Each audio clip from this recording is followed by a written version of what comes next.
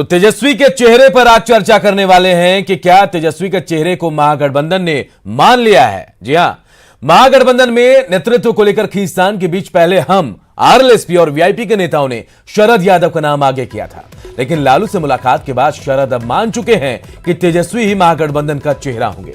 अब सवाल है कि शरद तो मान गए, क्या यह भी मान लिया जाए कि महागठबंधन के घटक दल हम आरएलएसपी और वीआईपी भी मान गए हैं क्या?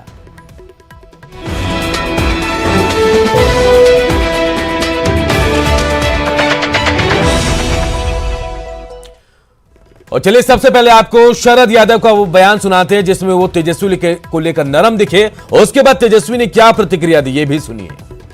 सवाल है तो वो विधानसभा के चुनाव के लिए तेजस्वी का नाम है, यानी आरजेडी की सबसे बड़ी पार्टी, अपोजिशन लीडर भी है वो, तो हमारे बारे में अगर हमारा चेहरा वहाँ होगा तो ये बहुत लोगों का कहते रहते हैं। सब समय समय पे ये सारी चीज़ें चलती रहती है, इस पर हमको ज़्यादा टिप्पा टिप्पणी नहीं करनी। पार्टी ने जो जिम्मेदारी है हम उसमें। शरद यादव जी के बयान पर क्या कहेंगे? ना, हमारे शरद जी हमारे अभिभावक हैं और पता नहीं मीडिया में क्या क्या बयान चलती रही है पहले से। और अब जरा सुनिए शरद यादव के बयान के बाद सत्ता पक्ष और विपक्ष के लोग क्या कह रहे हैं। क्या दो मोर्चा सभी मोर्चे आत्मघाती प्रवृत्ति लिए हुए हैं, एक दूसरे के खिलाफ हैं और गला काट प्रतियोगिता के हिस्से बने हुए हैं। चेहरे की कभी उन्होंने उपेंद्र कुशवाहा जी ने बात की, क्या उपेंद्र कुशवाहा जी ने कभी कहा कि वो तेजस्वी जी को जैसे चेहरा मानने के लिए नहीं तैयार है? जो लोग बिहार के लोगों को, लाखों लोगों को बेरोजगार कर दिया, जिनके खानदान परिवार ने, तो वो बेरोजगार ही रहेंगे। हमारे जो भी विरोधी दल गठबंधन है, अब चाहे वो कांग्रेसी पुत्र हो चाहे राजद पुत्र हो, नहीं मिलेगा तो किसी और के पुत्र खोजेंगे। पर बेचारे इन सबों की स्थिति यही है कि किसी के पुत्र पर ही ये अब जिंदा रह सकते हैं, तो उसी का प्रयास चल रहा है।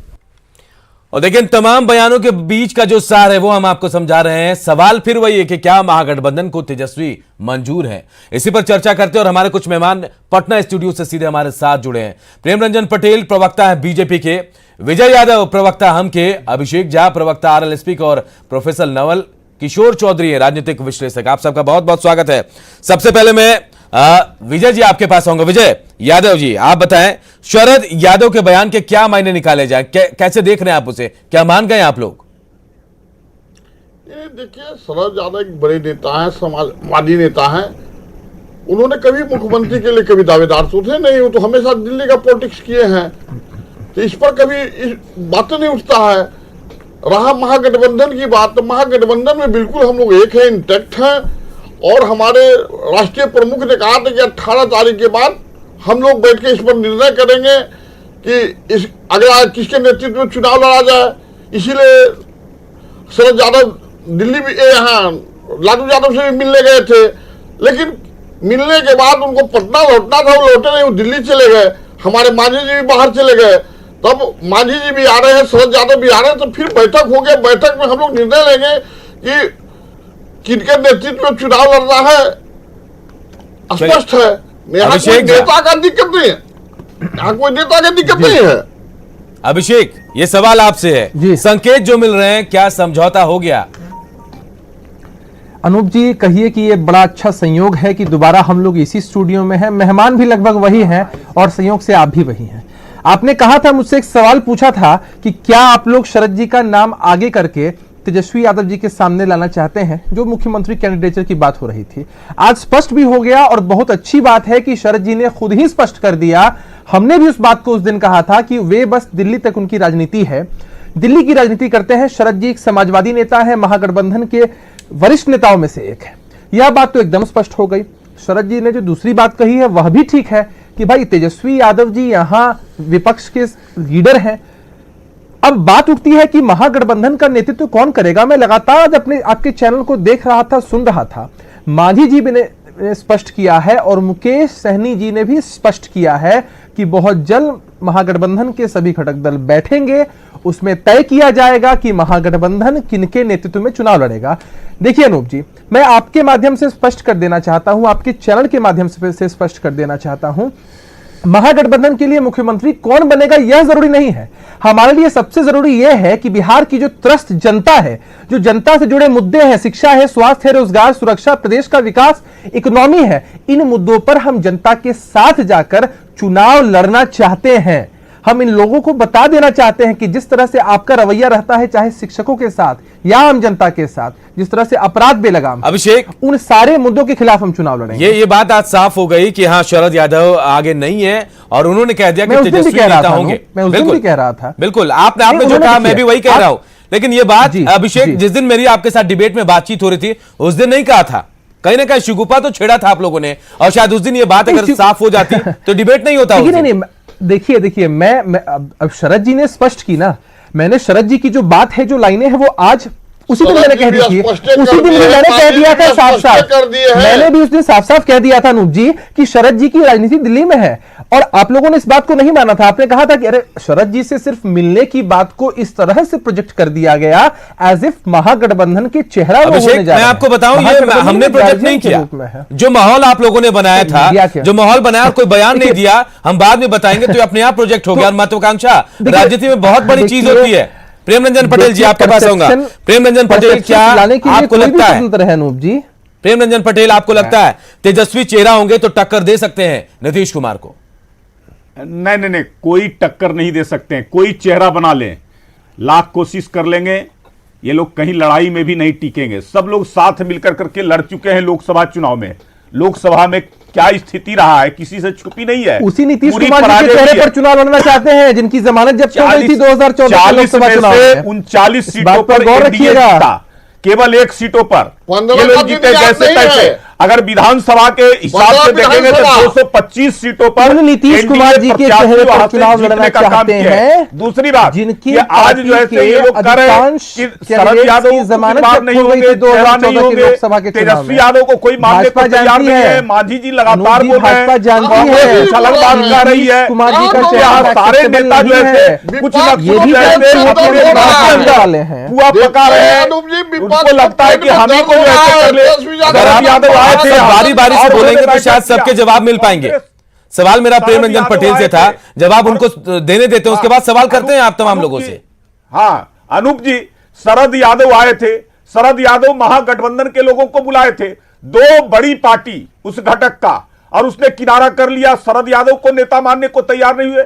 शरद यादव को लग गया कि हम हाथ पर आ गए, और उसके बाद उनको अपना नाम वापस लेना पड़ा। अभी देखते तो जाइए कितने लोग वापस होंगे और कितने लोग छोड़ करके चले जाएंगे। ये समय जैसे जैसे नजदीक आएगा वैसे ऐसे उनके महागठबंधन में लठबंधन भी होगा, और गठबंधन में चलिए नवल जी भी हमारे साथ हैं, प्रोफेसर नवल किशोर चौधरी हमारे साथ हैं। नवल किशोर, क्या लग रहा है आपको प्रोफेसर साहब की किस ओर जा रहा है हमारा बिहार चुनाव, क्या लग रहा है आपको? देखिए, बिहार चुनाव तो जहां जाना चाहिए वहीं जा रहा है, चुनाव हो रहा है, और 2 पक्ष है। एक सत्ताधारी पार्टी है जिसके 2 मुख्य घटक हैं, जेडीयू और बीजेपी, और दूसरा है जिसमें सारी विपक्षी पार्टियां हैं। तो इनके बीच संघर्ष होगा, और ये मैं समझता हूँ आसान नहीं होगा रूलिंग पार्टीज के लिए सत्ता फिर से प्राप्त करना, क्योंकि पिछले दिनों जहां हम देखते हैं कि कई क्षेत्र में उनकी प्रतिष्ठा घटी है, हम उन विषयों पर अभी नहीं जाना चाहते हैं, तो आसान नहीं होगा। और जो एक नेशनल कॉन्टेक्स्ट हुआ है पैदा, उसमें भी ये संघर्ष बड़ा संघर्ष होगा।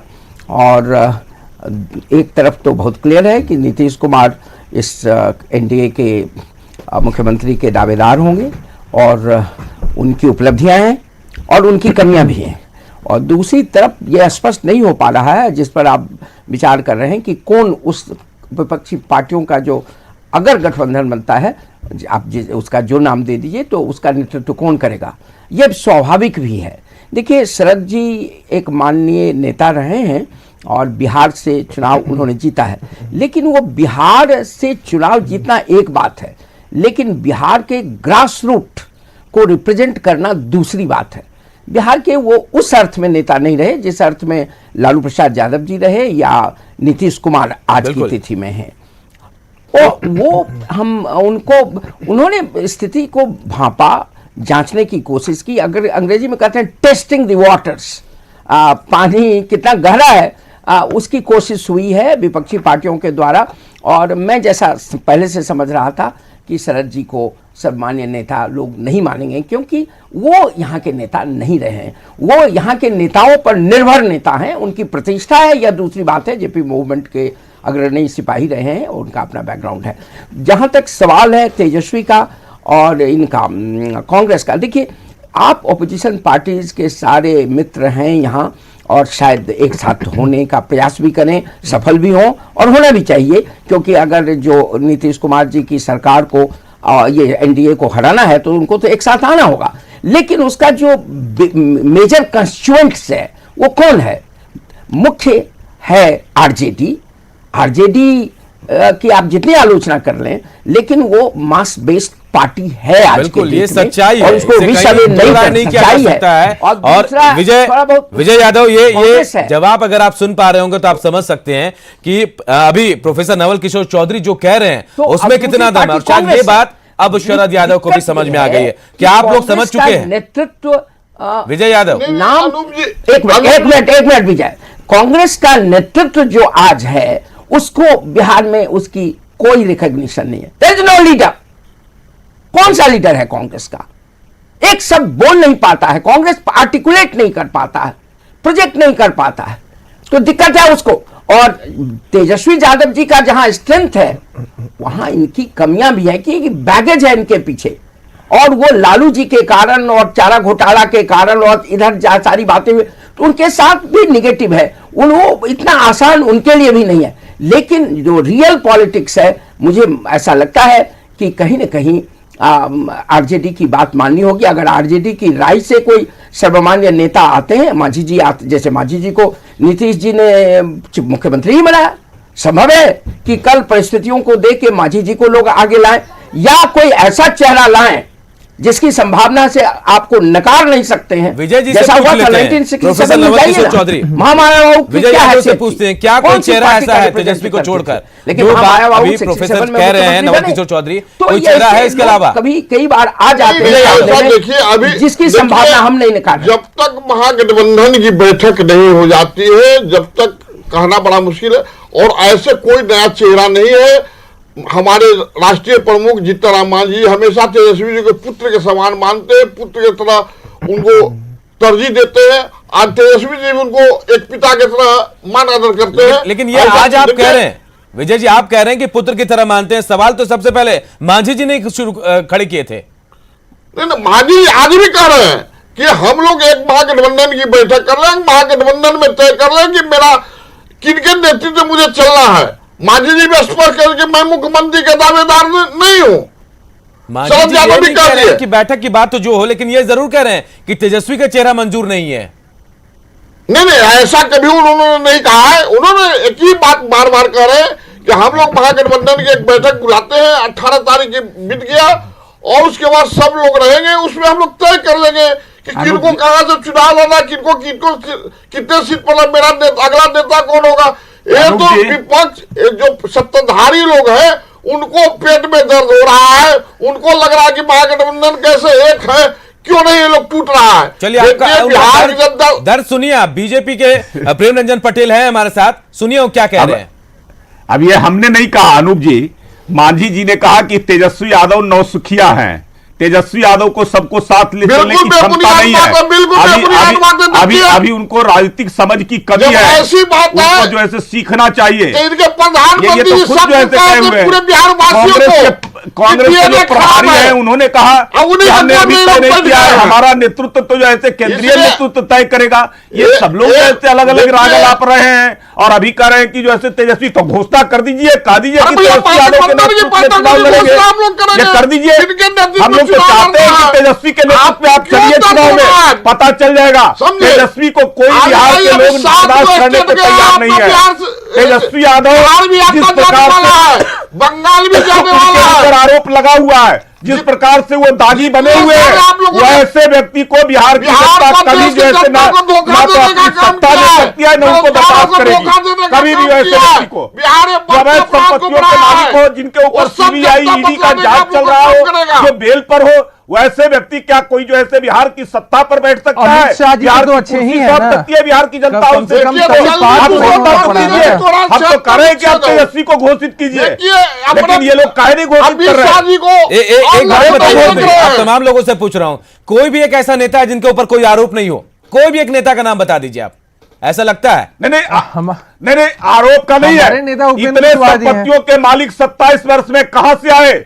और जिसके ऊपर ईडी का सीबीआई का जांच चल रहा हो, जो बेल पर हो, अपने संपत्तियों का पूरा जो है ब्यौरा नहीं दे सके, उन संपत्तियों को ईडी के लोगों ने जो है जब्त करने का काम किया, वैसे दागी व्यक्ति को बिहार की प्रेम रंजन पटेल, आपको लगता है जो आप तमाम चीजें ये काम करने का तरीका है? चेहरा बनने से रोक सकते हैं तेजस्वी यादव? आप जो बात कह रहे हैं, आपको ऐसा लग रहा है? कौन सा रहा है? विरासत में मिला हुआ है, माता पिता के विरासत में मिल गया है, और उस पर चाहते हैं कि हम सत्ता पर बैठ जाए।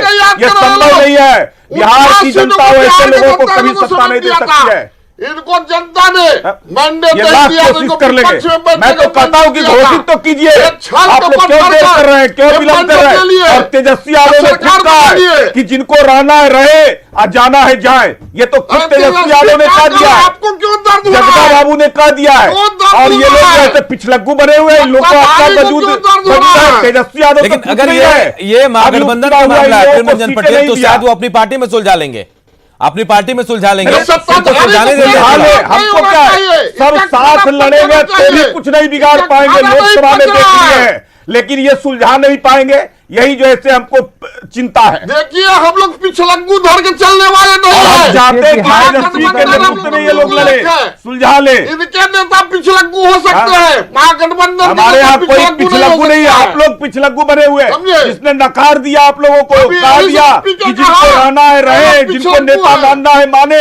आई लोग रोज बात कर रहे हैं, कोऑर्डिनेशन कमेटी की बात कर रहे हैं, महागठबंधन की बात। मैं आप दोनों को रोकूंगा, महागठबंधन आप दोनों को रोकूंगा। अभिषेक झा के पास चलता हूं। अभिषेक, क्या एक बात मुझे बता दीजिए, जो नरमी आई आप तमाम लोगों के बयानों में, तमाम लोग बयान आप बहुत संभल कर दे रहे हैं, और शायद शरद यादव के बयान के बाद ऐसा हुआ है। सच बताइए, क्या मान गए आप लोग? तेजस्वी को लेकर नरम हो गए आप लोग? देखिए अनूप, ना पहले हम लोग गर्म थे, ना हम लोग अभी नरम हैं। जो स्थिति पहले थी वही स्थिति आज भी है। कुछ तरह की भ्रामक बातें हुई थी शरद जी के नाम को लेकर, वो अब स्पष्ट हो चुकी हैं उनके बयान के आने के बाद। मामला जहां था वही है कि महागठबंधन की एक बैठक होनी है, और उस बैठक में तय हो जाना है कि महागठबंधन का नेता कौन होगा। हमारे बीजेपी के साथी अभिषेक, क्या कोई दूसरा चेहरा आपके पास है? करते हैं शरद यादव को आप लोगों ने शायद आगे किया, लेकिन वो पीछे हट गए। देखिए, शरद जी का नाम किसी ने आधिकारिक रूप से प्रस्तावित नहीं किया था। एक अनुमान के रूप में मीडिया के लोगों ने कहा, मीडिया के लोगों ने अपने मन से अनुमान लगाया है, सत्ताधारी के दल के लोगों ने इसको इम्प्लांट किया कि शरद जी का नाम आगे किया जा रहा है। ऐसी कोई बात थी ही नहीं। हमारे पास जितने भी विकल्प हैं महागठबंधन के अंदर, उन पर विचार किया जाएगा। महागठबंधन के लोग बैठेंगे, मिलकर डिसाइड कर लेंगे। अरे, मैं आपको भी टीवी चैनल के माध्यम से कह दूं कि इनका नाम होना चाहिए, इनका नाम नहीं होना चाहिए, इस बात का कोई औचित्य नहीं है। उस वो मामला ही नहीं है। प्रोफेसर नवल किशोर चौधरी, एक बैठक होनी है। क्या लग रहा है, बहुत आसान होगा महागठबंधन में नेता तय करना? एक तरफ से नरमी हो गई है, अब शरद यादव नरम पड़ गए हैं, क्या बाकी लोग नरम पड़ जाएंगे? लग रहा है? देखिए, ये आसान नहीं होगा, स्वाभाविक है। कई प्रत्याशी हैं, एक तो नेचुरल प्रत्याशी मैं कहूंगा, क्योंकि उनकी पार्टी का बेस जनाधार अधिक है, तेजस्वी, इसे नेचुरल है। कोई भी पार्टी जिसकी ताकत अधिक होगी ग्रास रूट पर, उसका नेता चाहेगा कि हम मुख्यमंत्री के दावेदार बने। दूसरी बात, कांग्रेस जो पुरानी पार्टी रही है, और भले आज उसकी स्थिति खराब हो, लेकिन वह भी चाहेगी कि अगर कोई उसके पक्ष में फैसला हो, लेकिन उसका कोई नेता सामने नहीं है। लेकिन बोलने दीजिए विजय, नहीं तो आप बोलिए, हम चुप हो जाते हैं। इधर दो नेता सशक्त हैं अपोजिशन में, एक मांझी जी हैं। देखिए, मांझी जी की पार्टी का आधार हो या नहीं हो, मांझी जी मुख्यमंत्री बने और उन्होंने कुछ पॉजिटिव भी स्टेप्स लिए, और वो पिछले दिनों जितना एक्टिव रहे हैं, तो बिना पॉलिटिकल बेस के वो एक नेता के रूप में उभर सकते हैं, अगर और लोग उनको माने। और उपेंद्र कुशवाहा इसी उम्मीद में तो बैठे हुए हैं कि वह दिन आए जब उनकी जैसी छोटी पार्टी देवगौड़ा कैसे प्रधानमंत्री बन गए, ये दो ऑप्शन आई जो के आप बता गुजराल रहे हैं, कैसे प्रधानमंत्री, ये प्रोफेसर तो नवल किशोर खुद चौधरी के जो ऑप्शन राजनीति बता में रहे लोग हैं बात कर संभव रहे हैं। है। आई के गुजराल मॉडल, देवेगौड़ा मॉडल और यहां तक कि मधु कोड़ा मॉडल, तो ऐसे लोगों की जो आशाएं हैं उसको पूरी तरह आप नकार नहीं सकते, परिस्थिति पर निर्भर करेगा। उम्मीद तमाम लोग करते हैं, उम्मीद तमाम लोग करते हैं, लेकिन फैसला मिल बैठकर होता है या फिर जो बड़ी पार्टी तय करती है वो होता है। फिलहाल बहुत बहुत शुक्रिया आप तमाम लोगों का हमसे बातचीत करने के लिए। तो देखिए, शरद यादव के बयान के बाद अटकलों को विराम तो थोड़ा बहुत जरूर लग गया है, लेकिन अब भी कई मामलों में पेच फंसा हुआ है। पेच ये कि अगर तेजस्वी के नाम पर सहमति बन गई तो शायद सीटों को बढ़ाने के लिए अभी बातचीत होगी और लड़ाई यहां भी होगी। तो थोड़ा इंतजार करते हैं, तब तय हो पाएगा कि आखिर क्या कुछ आगे निकलकर सामने आता है। प्राइम डिबेट में आज फिलहाल इतना ही, मुझे दीजिए इजाजत।